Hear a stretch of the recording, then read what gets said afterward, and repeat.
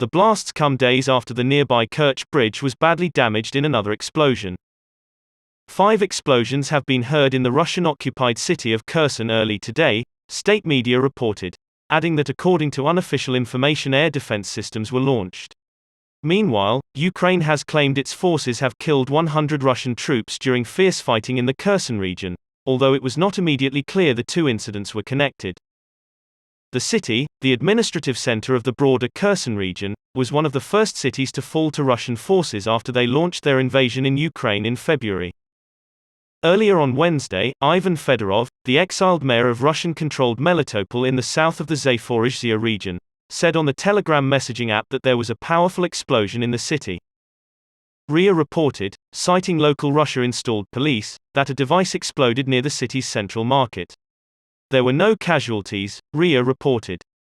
Kyiv officials in Kyiv said Russian missile strikes have inflicted damage on more than 10 cities in Ukraine, including Lviv, Bakhmut, Avdiivka and Zaporizhzhia. A statement issued by the Ukrainian armed forces said, "Over the past 24 hours, the occupiers have again resorted to mass missile strikes, more than 30 cruise missiles, 7 airstrikes and 25 instances of shelling." A tweeted update by the UK Ministry of Defence on Monday said, Ukrainian offensive operations continue to place pressure on Russian forces both in the northeast and in Kherson Oblast in the south. However, Russia continues to give high priority to its own offensive operations in the central Donbas sector, especially near the town of Bakhmut. Over the last week, Russian forces have advanced up to 2 kilometers towards the town on 2 axes, coming closer to breaking into Bakhmut, which has suffered very extensive damage from shelling. It added, these forces have likely included Wagner private military company units, including personnel recently recruited from Russian prisons. Russia's continued efforts to progress its grinding Donbas offensive, in the face of serious threats on its operational flanks, highlight the imperative to deliver operational success while also underlining the inflexible operational design which has undermined its plans thus far.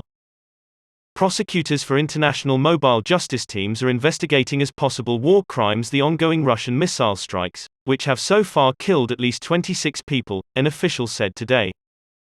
Monday's attacks killed 19 people, wounded more than 100 and knocked out power across the country in Moscow's biggest aerial offensive since the start of its invasion on February 24. Another series of strikes yesterday killed 7 people in the southeastern town of Zaporizhzhia and left part of the western city of Lviv without power.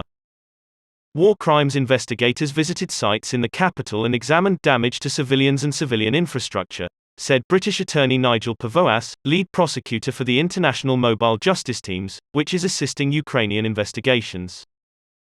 Pavoas said, "We visited all the sites in Kyiv yesterday.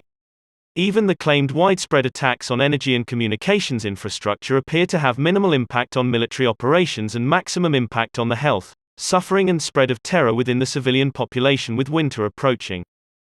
Russia denies targeting civilians in its military operation in Ukraine.